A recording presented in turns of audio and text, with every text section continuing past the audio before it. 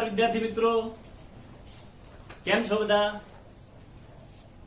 તો આપણે જે દ્રાવણનું ચેપ્ટર ચાલી રહ્યું છે, તો એ દ્રાવણનું ચેપ્ટરમાં જે લાસ્ટ લેક્ચર આપણે ચર્ચા કરી હતી બાષ્પ દબાણ વિશે. તો અહીંયા પરેશ પુરોહિત યુટ્યુબ ચેનલ પર તમારું ફરી હાર્દિક સ્વાગત કરે છે. તો હવે જે બાષ્પ દબાણને લગતા બીજા કેટલાક કન્સેપ્ટ છે, આપણે ગયા લાસ્ટ ક્લાસમાં દ્રાવણના સંખ્યાત્મક ગુણધર્મો વિશે થોડી પણ ચર્ચા કરી હતી કે દ્રાવણના જુદા જુદા 4 પ્રકારના સંખ્યાત્મક ગુણધર્મો હોય છે. બાષ્પ દબાણમાં થતો સાપેક્ષ ઘટાડો, ઉત્કલન બિંદુમાં થતો વધારો, ઠાર બિંદુમાં ઘટાડો અને અભિસરણ દબાણ. તો આ જુદા જુદા પ્રકારના જે સંખ્યાત્મક ગુણધર્મો છે, એ સંખ્યાત્મક ગુણધર્મોનો થોડો અભ્યાસ કરીશું અને એને લગતા અગત્યના કેટલાક સૂત્રો છે એ સૂત્રોનો થોડો સ્ટડી કરીશું. તો સૌથી પહેલા જે આપણે લાસ્ટ લેક્ચરમાં બાષ્પ દબાણની વાત કરી હતી, ફરી એકવાર બાષ્પ દબાણ ખાલી યાદ કરાવી લઉં તમને. એક બંધ પાત્ર હોય અને એ બંધ પાત્રમાં જ્યારે કોઈ બાષ્પશીલ પદાર્થ નાખવામાં આવે, બાષ્પશીલ દ્રાવક નાખવામાં આવે અને એને તમે ગરમ કરો છો, તો જેના કારણે જે બાષ્પ બને છે, એ બાષ્પ જે બને છે એમાં સંતુલન સ્થિતિએ બાષ્પ દ્વારા પ્રવાહીની સપાટી પર લાગતા જે દબાણ છે, દબાણને કહેવાય બાષ્પ દબાણ અથવા તો એને કહીએ આપણે વેપર પ્રેશર. તો હવે આ જે વેપર પ્રેશર અથવા જે બાષ્પ દબાણ છે, એ બાષ્પ દબાણ સમજવા માટે આપણે જુદા જુદા પ્રકારના દ્રાવણનો ઉપયોગ કરીશું. એવા આપણે 2 કેસ ભણવાના છે ચેપ્ટરમાં, અને એ કેસ ભણવા માટે આપણે અહીંયા રાઉલ્ટના નિયમનો ઉપયોગ કરીશું. તો રાઉલ્ટના નિયમનો અભ્યાસ કરીશું. તો જ્યારે રાઉલ્ટનો નિયમનો અભ્યાસ કરવામાં આવે છે, ત્યારે રાઉલ્ટના નિયમ 2 પ્રકારે આવશે. નંબર 1, જ્યારે દ્રાવક અને દ્રવ્ય બંને બાષ્પશીલ હોય ત્યારે રાઉલ્ટનો નિયમ સમજીશું. અને નંબર 2, કે દ્રાવક બાષ્પશીલ હોય પરંતુ એમાં બહારથી ઉમેરવામાં આવતો જે દ્રવ્ય પદાર્થ છે એ આ બાષ્પશીલ હશે, ત્યારે રાઉલ્ટનો નિયમ કઈ રીતે સમજાય છે એના વિશેની આપણે ચર્ચા કરીશું. ઓકે, તો હવે થોડી ડિટેલમાં આપણે એવી ચર્ચા કરીએ કે એમાં નંબર 1 આપણી પાસે એવું છે કે બંને પ્રવાહી હોય. બંને પ્રવાહી હોય એનો મતલબ એવો થાય કે આપણી પાસે જે દ્રવ્ય છે એ પણ પ્રવાહી અવસ્થામાં હોય અને આપણું જે દ્રાવક છે એ પણ પ્રવાહી અવસ્થામાં હોય. જ્યારે બંને પ્રવાહી અવસ્થામાં હોય અને બંને બાષ્પશીલ હોય, મિત્રો ખાસ ધ્યાનમાં રાખજો કે બંને દ્રવ્યો અને દ્રાવક પ્રવાહી છે તથા બંને જે દ્રવ્ય અને દ્રાવક લીધેલ છે એ બંને બાષ્પશીલ અવસ્થા ધરાવે છે. આ પણ બાષ્પશીલ અવસ્થા ધરાવે છે અને દ્રાવક પણ બાષ્પશીલ અવસ્થા ધરાવે છે. તો જ્યારે બંને બાષ્પશીલ અવસ્થા ધરાવતા હોય તો એવી કન્ડિશનમાં રાઉલ્ટનો નિયમ કઈ રીતે સમજાવી શકાય અથવા તો બાષ્પ દબાણ કઈ રીતે સમજાવી શકાય તેના વિશે થોડી ચર્ચા કરીશું. તો ધારો કે આપણે કોઈ પાત્ર લઈ લઈએ અને એ પાત્રમાં કોઈ દ્રવ્ય પદાર્થ લેવામાં આવે છે. આપણે એવું કરીએ કે આ પાત્રને દ્રવ્ય પદાર્થથી ભરી દીધો છે અને એ જે દ્રવ્ય પદાર્થ નાખી દીધો છે, એ દ્રવ્ય પદાર્થ માટે આપણે સંજ્ઞા વાપરી દઈએ. ધારો કે પદાર્થ 1 છે અથવા તો એ જે દ્રવ્ય પદાર્થ છે એને એક સંજ્ઞા વડે દર્શાવીએ અને એ જે દ્રવ્ય પદાર્થ લીધેલ છે તે બાષ્પશીલ છે. તે કેવો છે? બાષ્પશીલ છે. ઓકે, આ પાત્રને આપણે બંધ કરી દઈએ. બંધ એટલા માટે કરવામાં આવે છે કે જ્યારે પણ એની બાષ્પ બનશે તો જો પાત્ર ખુલ્લું હોય તો એની બાષ્પ બધી ઉડી જશે, તો એ બાષ્પ દબાણ સર્જાતું નથી અને આપણે બાષ્પ દબાણ ત્યાં મેજર કરી શકતા નથી. એટલા માટે જ્યારે પણ વેપર પ્રેશર અથવા તો બાષ્પ દબાણની ચર્ચા કરતા હોઈએ ત્યારે પાત્રને હંમેશા બંધ રાખવું જરૂરી છે. તો અહીંયા આપણી પાસે જે દ્રવ્ય પદાર્થ છે એ અહીંયા એકલો દ્રવ્ય પદાર્થ છે, એટલે એને એવું પણ કહી શકાય કે એવું હોય તો શુદ્ધ દ્રવ્ય અથવા તો શુદ્ધ સ્વરૂપમાં. તો આ જે દ્રવ્ય પદાર્થ છે એની જે બાષ્પ બનશે ધીમે ધીમે, ધારો કે અહીંયા એની બાષ્પ બને છે. આ બધા જે કણો દર્શાયેલા છે એ ઘટક 1 ના કણો છે, એટલે કે બાષ્પ દબાણ જે સર્જાશે એ માત્ર ઘટક 1 ના કારણે સર્જાશે. તો જ્યારે પણ શુદ્ધ સ્વરૂપમાં હોય અને તેનું બાષ્પ દબાણની ચર્ચા કરતા હોય તો એને કહીશું આપણે P10. યાદ રાખજો મિત્રો, ઘટક 1 જ્યારે શુદ્ધ સ્વરૂપમાં હોય, જ્યારે એમાં કોઈ પદાર્થ નાખવામાં આવેલો નથી, એ વખતે એનું જે બાષ્પ દબાણ છે એ બાષ્પ દબાણને આપણે P10 વડે દર્શાવીએ છીએ. ઓકે, તે જ પ્રમાણે ધારો કે બીજા પાત્રમાં બીજું પાત્ર લઈ લઈએ અને એ પાત્રમાં આપણે દ્રાવક લેવામાં આવે છે. દ્રાવક પણ કેવી કન્ડિશનમાં છે તો બાષ્પશીલ પદાર્થ છે આપણો, અને એ દ્રાવકને આપણે ઘટક 2 તરીકે દર્શાવીશું.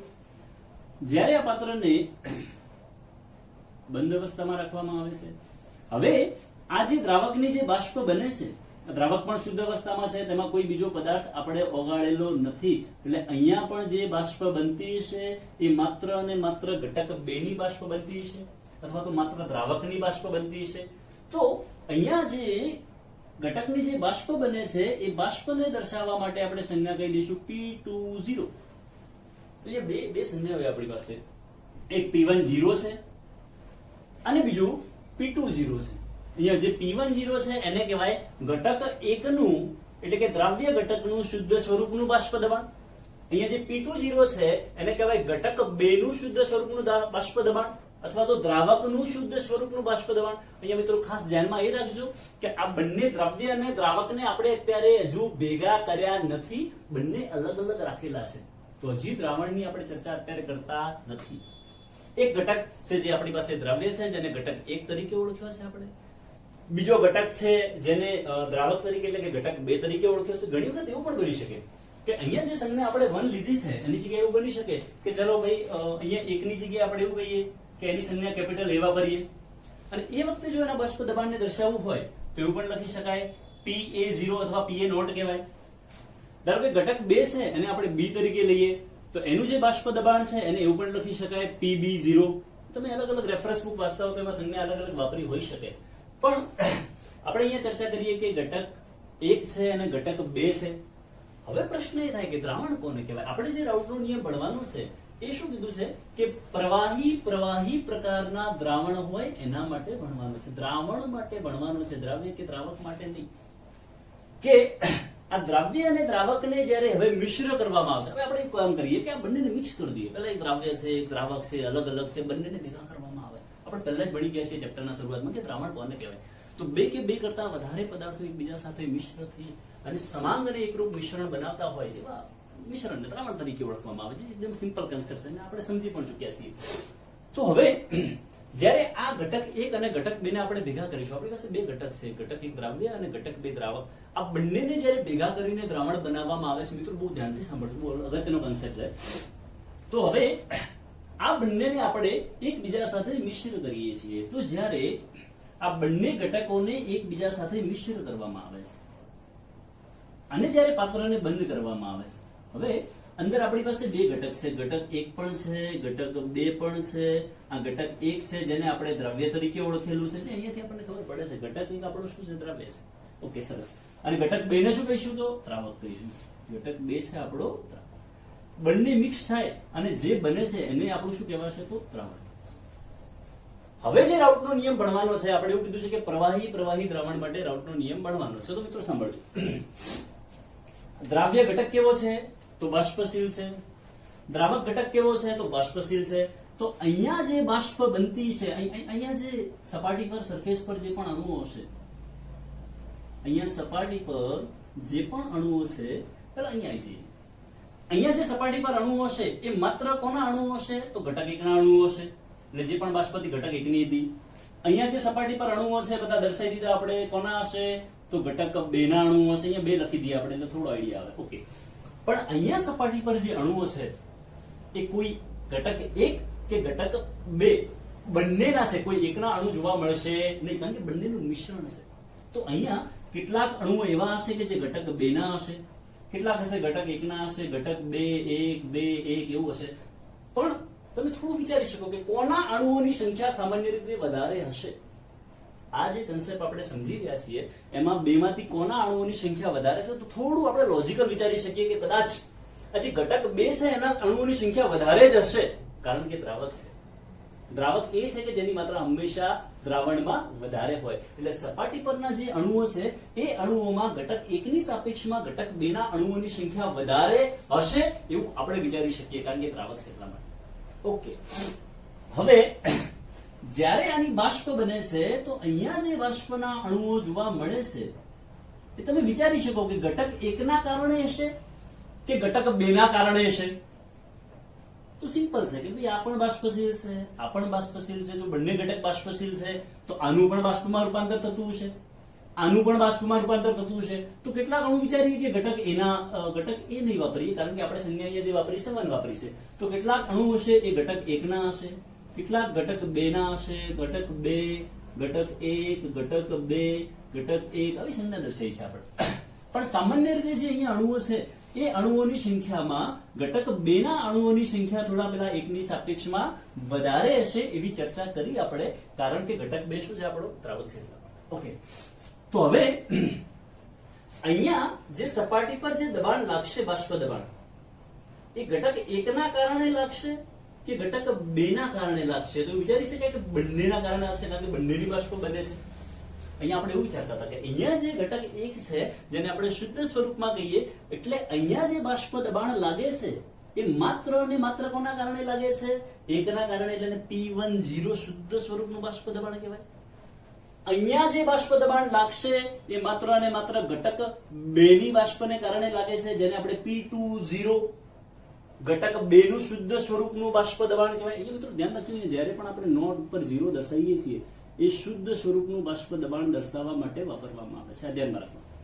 ઓકે, તો હવે ક્વેશ્ચન ધ્યાનથી સાંભળજો કે આપણે અહીંયા દ્રાવ્ય અને દ્રાવક ભેગા કરી અને એક દ્રાવણ બનાવી દીધું છે, અને એ દ્રાવણમાં જ્યારે અહીંયા ઘટક 1 અને ઘટક 2 ની બાષ્પ બને છે, તો શું અહીંયા જે ઘટક 1 છે એના બાષ્પ દબાણને આપણે P10 વડે અને ઘટક 2 ના બાષ્પ દબાણને P20 વડે દર્શાવી શકીએ ખરા? ક્વેશ્ચન છે. ફરી ક્વેશ્ચન કરું છું.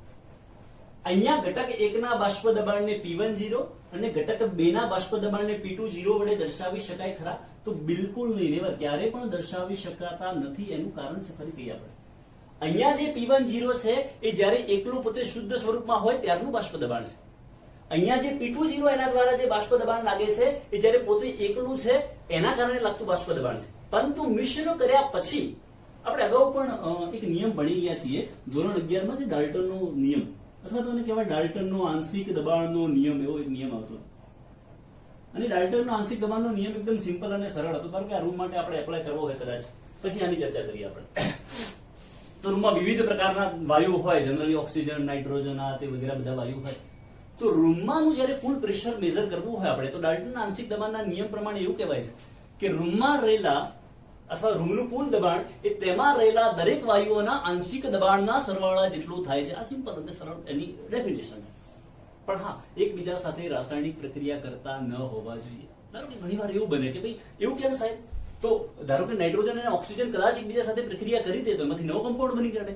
પણ એકબીજા સાથે પ્રક્રિયા ના કરતા હોય એવા વાયુના આંશિક દબાણનો જ્યારે તમે સરવાળો કરો છો તો એ કુલ દબાણ જેટલો થાય એ કોનો નિયમ છે? તો ડાલ્ટનનો નિયમ. તો એ પ્રમાણે કદાચ વિચારીએ તો અહીંયા જો P કુલ વિચારવું હોય આપણે, P ટોટલ અથવા P કુલ, તો એ P1 વત્તા P2 જેટલું થાય. તો મિત્રો જો અહીંયા આપણે જ્યારે દ્રાવણમાં દ્રવ્ય અને દ્રાવક ભેગા થયા પછી એને શુદ્ધ સ્વરૂપમાં ન હોવાને કારણે એને P1 અને P2 સંજ્ઞા વડે દર્શાવીશું. સંજ્ઞા બદલાઈ ગઈ જો થોડી. આપણું ચેપ્ટર જે છે દ્રાવણો એ સંજ્ઞાઓ આધારિત છે. જેટલા પણ એક્ઝામ્પલ્સ આપણે સોલ્વ કરવાના છે બધી સંજ્ઞાઓ ખબર છે તો જ એક્ઝામ્પલ સોલ્વ થશે, બાકી ખબર પડશે નહીં, સાદી ભાષામાં ટપ્પો પડશે નહીં. પછી કહેશો સાહેબ તમે તો બાઉન્સર મારો જતો રહ્યો. એટલે થોડું ધ્યાન રાખજો, એ સંજ્ઞાઓ યાદ રાખજો. તો અહીંયા જે P1 છે અથવા જે P2 છે એના માટે હું શબ્દ વાપરું છું P1 એટલે ઘટક 1 નું આંશિક દબાણ, ઘટક 1 નું આંશિક દબાણ, પાર્શિયલ પ્રેશર ઓફ કમ્પાઉન્ડ 1. અહીંયા કહીશું આપણે ઘટક 2 નું આંશિક દબાણ. જનરલી આંશિક શબ્દ ક્યારે વપરાતો હોય, પાર્શિયલ ક્યારે શબ્દ વપરાતો હોય? તો જ્યારે એક કરતા વધારે ઘટકો ભેગા થતા હોય, 2, 3, 4 વગેરે, તો એ ધારો કે 3 ઘટકો ભેગા થાય છે, તો 3 ઘટકમાંથી દરેકના બાષ્પ દબાણ અથવા પ્રેશરને દર્શાવવા માટે આપણે આંશિક શબ્દ વાપરીશું. ઓકે, તો અહીંયા જે ડાલ્ટનના નિયમની આપણે ચર્ચા કરી છે કે P કુલ બરાબર P1 પ્લસ P2. એટલે કહેવાનો મતલબ કે જ્યારે આપણે દ્રાવણ બનાવીએ છીએ તો રાઉલ્ટના નિયમ પ્રમાણે, હવે આપણે નિયમ ચાલુ થાય છે કે રાઉલ્ટનો નિયમ.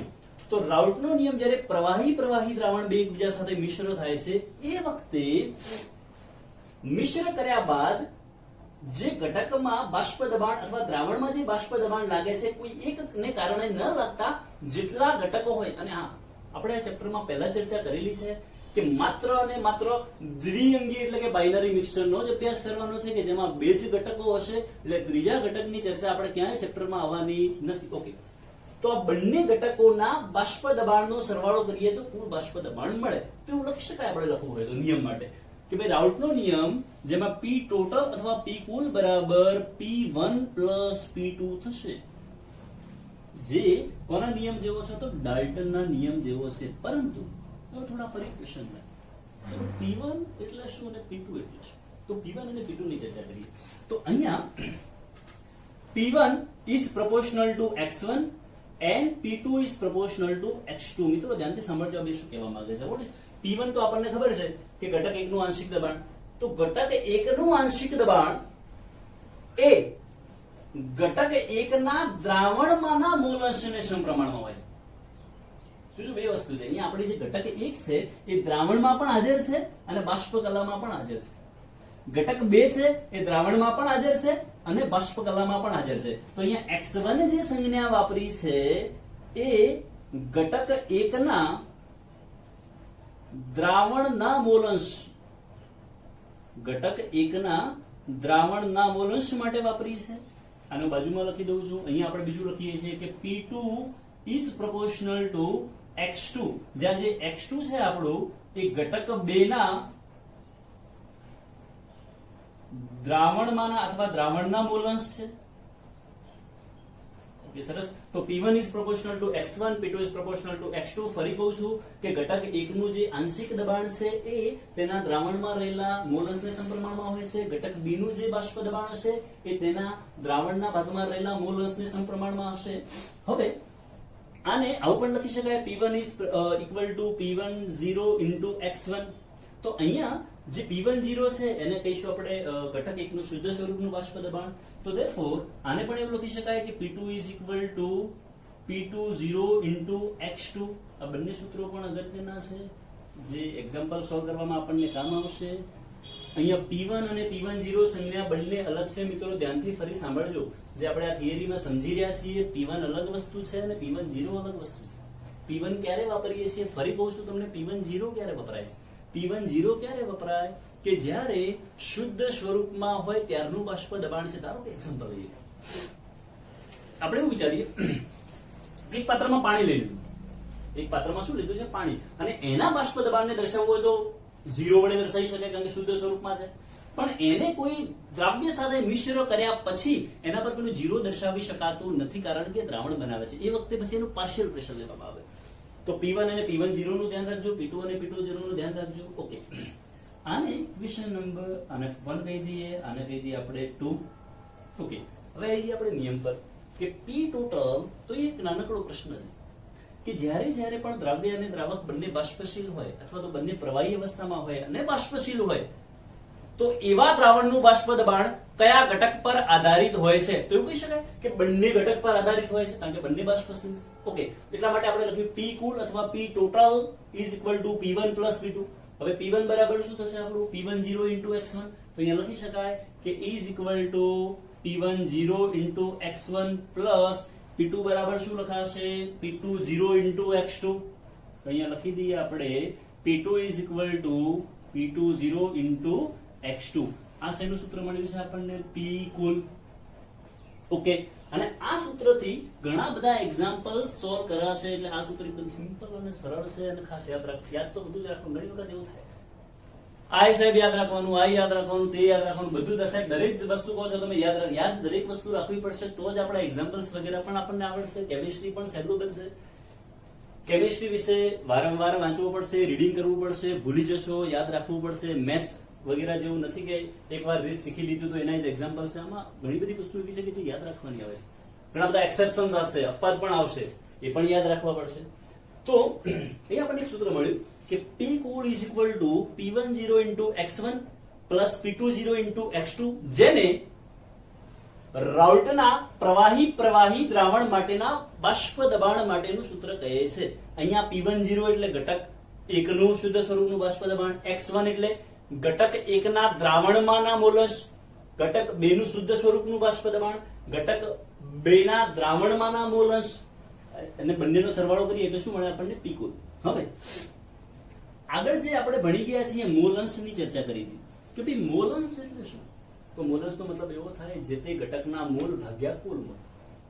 અને બીજી પણ ચર્ચા કરી છે કે કોઈ પણ દ્રાવણમાં જેટલા પણ ઘટકો હોય, 2 હોય, 3 હોય, 4 હોય, 5 હોય, દરેકના મોલ અંશનો સરવાળો હંમેશા એક જ થાય. આવી આપણે એના 2-3 લેક્ચર પહેલા પણ ચર્ચા કરેલી છે. તો અહીંયા 2 ઘટકો છે તો બંને ઘટકોના મોલ અંશ એટલે x1 વત્તા x2 જો કરવામાં આવે તો કેટલા થશે? તો 1 જ થાય. x1 plus x2 બરાબર કેટલા થાય? 1. તો therefore અહીંયા આપણે એવું લખી શકીએ કે x1 plus x2 is equal to 1.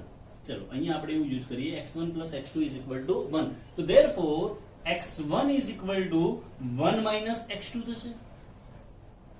x1 is equal to શું થશે તો 1 minus x2. ઓકે. તો જ્યારે કોઈ પણ દ્રાવણમાં ઘટકોના મોલ અંશનો સરવાળો 1 થતો હોય તો અહીંયા x1 plus x2 is equal to 1, x1 is equal to 1 minus x2. તો આપણે જે સૂત્ર જોયું લાસ્ટમાં x1 is equal to 1 minus x2. હવે આ જે કિંમત છે x1 ની એ x1 ની કિંમત અહીંયા આ સૂત્રમાં મૂકતા સૂત્ર એવું થશે કે p cool is equal to p10 બ્રેકેટમાં x1 ની જગ્યાએ શું લખાશે 1 minus x2 plus p20 into x2. Okay is equal to અંદર મલ્ટીપ્લાય કરીએ ત્યારે p10 minus p10 into x2 plus p20 into x2 આવું થશે. આ બંનેમાંથી જો કોમન નીકાળવાના થાય તો કોમન નીકળશે આપણે x2. therefore p10 minus x2 અહીંયા આપણે કોમન નીકાળ્યા છે x2 અને સાથે માઈનસ પણ કોમન નીકાળ્યા છે જેથી p10 minus p20 આવું સૂત્ર થશે આપણું. અથવા આપણી જે બુક છે બુક પ્રમાણે જો લખવા જઈએ તો p total is equal to p10 minus p20 into x2 એ રીતે પણ એને લખવું હોય તો લખી શકાય. પરંતુ ધારો કે આ સૂત્રને આપણે એમ લખવા જઈએ કે અહીંયા p10 ને અહીંયાથી આપણે જો અહીંયા પ્લસ કરીએ અથવા માઈનસ કોમન કાઢી દઈએ તો આ સૂત્રને આપણે લખી શકાય કે p total is equal to p10 plus. તો આ પ્લસ થઈ જશે અને આ સોરી આ માઈનસ થઈ જશે, આ પ્લસ થઈ જશે તો p20 minus p10 into x2. જ્યાં x2 શું છે તો આપણા દ્રાવણમાં રહેલા ઘટક 2 ના મોલ અંશ, p10 ઘટક 1 નું શુદ્ધ સ્વરૂપનું બાષ્પ દબાણ, p20 ઘટક 2 નું શુદ્ધ સ્વરૂપનું બાષ્પ દબાણ. અને આ સૂત્રનો ઉપયોગ પણ વિવિધ એક્ઝામ્પલ સોલ્વ કરવા માટે કરવાનું છે. અથવા ઘણીવાર એવું થાય કે ચલો ભાઈ આ સૂત્રને આપણે શોર્ટકટ રીતે યાદ રાખવું છે, ડાયરેક્ટ યાદ રાખવું છે, બધું જ કોઈ પ્રકારની કેલ્ક્યુલેશન અથવા ગણતરી કરવી નથી, કારણ કે આપણને એક્ઝામ્પલમાં કોઈ પ્રકારની ગણતરી પૂછાવાની નથી. પણ આ સૂત્રનો જો ઉપયોગ કરવો હોય સીધે સીધો તો એમ કરી શકાય કે p total is equal to p0 plus બ્રેકેટમાં p0 minus p0 into x આવું લખી દેવાનું. ફરી ગઈ એવી તરફ p total બરાબર p0 plus p0 minus p0 into x. હવે યા તો અહીંયા 1 2 1 2 લખી શકાય તો ઉપરનું સૂત્ર બની ગયું, અથવા એવું પણ લખી શકાય સૂત્રમાં 2 1 2 1 બીજું સૂત્ર આવું પણ બની શકે. આપણી પાસે બે સૂત્રો બની ગયા. ફરી કહું છું શોર્ટકટ લખવા માટે આવું યાદ રાખજો p0 plus બ્રેકેટમાં p0 minus p0 into x. હવે એને જો દર્શાવવું હોય તો હું અલગથી દર્શાવું છું કે p total is equal to ધારો કે જેમ 1 2 1 2 દર્શાવેલું છે એ પ્રકારે આપણે જ્યારે p0 plus p0 minus p0 into x ને 2 1 2 1 વડે પણ દર્શાવી શકીએ. પ્રશ્ન એવો પણ થાય જ્યારે પણ એક્ઝામ્પલ આપણે સોલ્વ કરીશું તો આ જે મોલંશ શોધવાના છે એ મોલંશ શોધવા માટે આપણે મોલની જરૂર પડશે અને મોલ બરાબર વજન ભાગ્યા આણ્વીય દળ. તો એના માટે આણ્વીય દળ આપણે શોધવું પડશે. આપણને વજન આપેલું છે, આણ્વીય દળ આપણે જાતે શોધવાનું રહેશે, એના પરથી મોલ શોધવાના અને મોલ મળે એના પરથી પછી મોલંશ શોધવાના છે. તો એક વસ્તુ નિશ્ચિત છે કે તમારે જ્યારે પણ કુલ બાષ્પ દબાણ ગણવું હોય તો કોઈ એક ઘટકના મોલંશની તો જરૂર પડે જ છે. યા તો x2 ની જરૂર પડે યા તો x1 ની જરૂર પડે. જો આ સૂત્રનો ઉપયોગ કરશો તો x2 ની જરૂર પડે, આ સૂત્રનો ઉપયોગ કરો તો x1 ની જરૂર પડે. એનો મતલબ કે મોલ અને મોલંશ શોધ્યા સિવાય આપણા એક પણ એક્ઝામ્પલ સોલ્વ થવાના નથી. આ ધ્યાનમાં રાખજો. ઓકે. અથવા એવું કહી શકાય કે કોઈ પણ પ્રવાહી પ્રકારના દ્રાવણમાં જેમાં દ્રવ્ય અને દ્રાવક બંને બાષ્પશીલ હોય એનું કુલ બાષ્પ દબાણ એ કોઈ એક ઘટકના દ્રાવણમાંના મોલંશને સમપ્રમાણમાં હોય છે. કોઈ એક ઘટકના દ્રાવણમાંના મોલંશને સમપ્રમાણમાં હોય છે. જો તમે એના મોલંશમાં વધારો કરો તો કુલ બાષ્પ દબાણ વધી જાય, જો મોલન્સમાં ઘટાડો કરો તો કુલ બાષ્પ દબાણમાં ઘટાડો થાય. એનો મતલબ કે કુલ બાષ્પ દબાણ એ પેલા દ્રાવણમાં રહેલા ઘટકના મોલન્સ પર આધારિત છે. જો તમે વધારવામાં આવે તો બાષ્પ દબાણ વધશે, જો ઘટાડી દો તો બાષ્પ દબાણ ઘટી જશે. તો આ પ્રકારે આ બંને સૂત્રોનો ઉપયોગ કરીશું આપણે વિવિધ પ્રકારના એક્ઝામ્પલ સોલ્વ કરવામાં મિત્રો. ઓકે, તો આ જે પણ ટોપિક છે ફટાફટ નોટબુક લઈ અને નોટબુક અને પેન લઈ અને ફટાફટ મિત્રો નોટબુકમાં લખી દઈશું સુવર્ણ અક્ષરે. ઓકે મિત્રો, તો હવે જ્યારે દ્રાવ્ય અને દ્રાવક બંને ઘટક બાષ્પશીલ હોય તો એના માટે જો આપણે ગ્રાફની ચર્ચા કરીએ કે કયા પ્રકારે ગ્રાફ આવશે, એ કન્ડિશન બાજુમાં આપણે એવું લખી દઈએ છીએ કે P10 લેસ ધેન P20. એનો મતલબ એવો છે કે ઘટક એકનું શુદ્ધ સ્વરૂપનું બાષ્પ દબાણ એ ઘટક બેના શુદ્ધ સ્વરૂપના બાષ્પ દબાણ કરતા ઓછું છે, જે આપણે પણ હમણાં ચર્ચા કરી કે ઘટક એક આપણો દ્રવ્ય હતો, ઘટક બે આપણો દ્રાવક છે. તો જે દ્રાવક હોય એની બાષ્પની માત્રા પણ થોડી વધારે બનશે, એટલે એનું શુદ્ધ સ્વરૂપનું બાષ્પ દબાણ પણ પ્રમાણમાં કેવું હશે? વધારે છે. ઓકે, હવે અહીંયા લઈ લઈએ આપણે એવું કે x1 is equal to 1. એનો મતલબ શું થાય કે ઘટક એકના મોલ અંશ 1 હશે, તો એ વખતે ઘટક 2 કેટલો હશે? તો ઘટક 2 ના મોલ અંશ બરાબર 0 થશે. આવું કેમ છે? તો આપણે એવી ચર્ચા કરી છે કે ભાઈ x1 plus x2 is equal to 1. જો x1 બરાબર 1 લેવામાં આવે તો x2 બરાબર કેટલા થશે? 0 થશે. હવે જેમ જેમ આ બાજુ જશો તમે આ ગ્રાફમાં એમ એમ ઘટક 2 ના એટલે કે x2 વધતો જશે અને એક સમય એવો આવે કે x2 બરાબર 1 થશે, અને જ્યારે x2 બરાબર 1 હશે એ વખતે x1 બરાબર 0 થાય. તો આ બાજુ x1 વધે છે, આ બાજુ x2 વધે છે. ઓકે, હવે આપણે કંઈક આ પ્રકારે ભણ્યા છીએ કે P1 is equal to P10 into x1 and P2 is equal to P20 into x2. આવા બે સૂત્રો છે.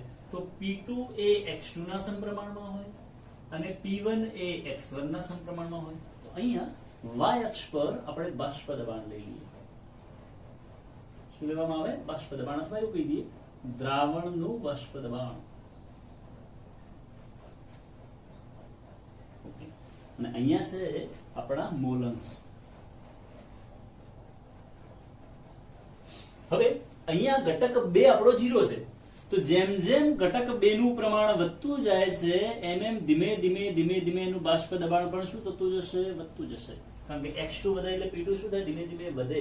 અને એક સમય એવો આવે છે કે જે સમય x2 બરાબર 1 અને x1 બરાબર 0 થાય છે. તો આ પોઈન્ટ પર જો જોવામાં આવે તો ઘટક 1 નું પ્રમાણ તો કેટલું છે? 0 છે. તો જે પણ બાષ્પ દબાણ હશે માત્ર ને માત્ર કોના કારણે હોવું જોઈએ? તો 2 ના કારણે. અને જ્યારે ઘટક 2 ના કારણે જો બાષ્પ દબાણ હશે તો એને કહેવાય P20. એ જ પ્રમાણે જ્યારે અહીંયા આપણે વાત કરીએ તો અહીંયા x1 બરાબર 0 છે, જેમ જેમ આગળ વધીએ એમ x1 વધતું જાય છે એટલે P1 પણ વધતું જશે. એક સમય એવો આવશે કે અહીંયા આ પોઈન્ટ પર અહીંયા x1 બરાબર 1 છે, x2 બરાબર 0 છે, એટલે અહીંયા x2 જોવા મળતો નથી. અહીંયા ઘટક એક શુદ્ધ સ્વરૂપમાં હશે તો એનું જે બાષ્પ દબાણ હશે એને કહી દઈએ આપણે P10. ઓકે, આ ગ્રાફને જ્યારે અટેચ કરીએ છીએ તો અહીંયા P total is equal to P1 plus P2 થશે. આ જે ગ્રાફ છે એ કોના માટે આવેલો છે? તો x1 માટે છે. એટલે અહીંયા એવું લખી શકાય કે P1 is equal to P10 into x1. આ જે ગ્રાફ છે એમાં એવું લખી શકાય P2 is equal to P20 into x2. તો અહીંયા જ્યારે દ્રાવણના બાષ્પ દબાણ વિરુદ્ધ મોલન્સનો આલેખ દોરવામાં આવે તો કંઈક આ પ્રકારે આલેખ આવે છે. અને આ જે ગ્રાફ છે તે સ્પેશિયલ યાદ રાખજો મિત્રો કે આ આદર્શ દ્રાવણ માટેનો ગ્રાફ છે. આદર્શ દ્રાવણ કોને કહેવાય? આઈડિયલ સોલ્યુશન કોને કહેવાય? એ આગળ ટોપિકમાં આપણે ચર્ચા પણ કરીશું. તો આજે બધા જુદા જુદા પ્રકારના સૂત્રો છે, આ ગ્રાફ છે મિત્રો, યાદ રાખજો. અને આ રાઉટનો નિયમ છે. રાઉટનો નિયમ કોના માટે છે? તો જ્યારે દ્રાવ્ય અને દ્રાવક બંને બાષ્પશીલ હોય એ વખતે રાઉટના નિયમના સૂત્રોની ચર્ચા કરી. પરંતુ એની સાથે સાથે આપણે એવી પણ ચર્ચા કરેલી છે કે જ્યારે જે પાત્ર છે એમાં આપણે એવું કીધું કે ઘટક 1 હોય, ઘટક 2 હોય, પાત્ર બંધ છે, એટલા માટે અહીંયા જે બાષ્પ હશે એ ઘટક 1 ની પણ બાષ્પ હશે, ઘટક 2 ની પણ બાષ્પ હોય. તો અહીંયા આપણે x1 અને x2 આવી સંજ્ઞા વાપરી. x1 એ ઘટક 1 ના દ્રાવણમાંના મોલન્સ છે, x2 એ ઘટક 2 ના દ્રાવણમાંના મોલન્સ છે. પણ અહીંયા જે મોલન્સ છે એના માટે આપણે સંજ્ઞા વાપરી દઈશું. ધારો કે સપોઝ y1 એન્ડ y2, ઘટક 1 ના બાષ્પ કલાના મોલન્સને આપણે y1 વડે દર્શાવીશું, ઘટક 2 ના મોલન્સને અથવા ઘટક 2 ના બાષ્પ કલાના મોલન્સને જો y2 વડે દર્શાવીએ તો ફરી પાછા એક અલગ પ્રકારના સૂત્રો આવશે. તો મિત્રો યાદ રાખજો, સંતુલન સ્થિતિએ, હવે સંતુલન સ્થિતિ કોને કહેવાય એ આપણે ગઈકાલે ચર્ચા કરી છે અથવા લાસ્ટ લેક્ચરમાં ચર્ચા કરી છે કે ભાઈ સંતુલન સ્થિતિ કોને કહેવાશે. તો જ્યારે પ્રવાહીનું બાષ્પમાં અને બાષ્પનું પ્રવાહીમાં રૂપાંતર થવાની પ્રક્રિયાનો વેગ કેવો બને, સમાન બને, એ કન્ડિશનને કહેવાશે આપણે ઇક્વિલિબ્રિયમ અથવા તો સંતુલન કન્ડિશન. તો સંતુલન સ્થિતિએ આપણે અહીંયા ડાલ્ટનના નિયમનો યુઝ કરીશું અને એ નિયમ કંઈક આ પ્રકારે છે જે ઓલરેડી ધોરણ 11 માં આપણે ભણી ચૂક્યા છીએ કે P1 એટલે કે ઘટક 1 નું આંશિક દબાણ is proportional to Y1 into P કુલ. એટલે કે ઘટક 1 નું બાષ્પ દબાણ એ ઘટક 1 ના બાષ્પ કલાના મોલન્સ અને કુલ દબાણના ગુણાકારના સમપ્રમાણમાં હોય છે. એ જ પ્રમાણે જો P2 લખવું હોય તો એવું લખી શકાય કે P2 is equal to Y2 into P કુલ. અને આ બંને સૂત્રો MCQ માટે વેરી મોસ્ટ IMP છે. યાદ રાખજો મિત્રો, MCQ માટે ખાસ અગત્યના છે, જેના દાખલા સ્પેશિયલ પૂછાય છે આપણને. કોઈ પણ એક્ઝામ હોય, એક્ઝામમાં આના સૂત્રોથી આપણે વિવિધ પ્રકારના દાખલા ગણીશું. અહીંયા ફરી પાછી P1 ની ચર્ચા કરીએ તો P1 બરાબર ખબર છે P10 into x1, P2 બરાબર P20 into x2 છે. તો આ વિવિધ પ્રકારના સૂત્રો વગેરે આપણે આજે ડાલ્ટનનો એક નિયમ, ડાલ્ટનની રાઉટના બે નિયમ ભણવાના છે આપણે. એક જેમાં બંને દ્રાવ્ય અને દ્રાવક બંને પ્રવાહી હોય અથવા બંને બાષ્પશીલ હોય ત્યારનો નિયમ ભણવાનો હતો, જેની આપણે ચર્ચા કરી, ગ્રાફ વગેરે તે બધી ડિટેલમાં ચર્ચા કરી છે. પરંતુ જે બીજો નિયમ ભણવાનો છે રાઉટનો, કે જેમાં દ્રાવક આપણું બાષ્પશીલ હોય પણ બહારથી નાખેલો જે દ્રાવ્ય પદાર્થ છે એ અબાષ્પશીલ હોય, ત્યારે શું થાય એની ચર્ચા આપણે નેક્સ્ટ ક્લાસમાં કરીશું. તો આશા રાખીએ કે દરેક મિત્રો ખાસ ધ્યાનથી આ ટોપિકને ભણજો. રાઉટનો નિયમ પૂરો થયા પછી આપણે એના જુદા જુદા જે સાંદ્રતાના એકમોના એક્ઝામ્પલ્સ છે, હેનરીના નિયમના એક્ઝામ્પલ્સ છે, બાષ્પ દબાણને લગતા એક્ઝામ્પલ્સ છે, પહેલા એક્ઝામ્પલ્સ ડિસ્કસ કરીશું અને પછી આગળ વધીશું. તો મિત્રો આ બધું તમારી નોટબુકમાં નોટ ડાઉન કરી લેજો.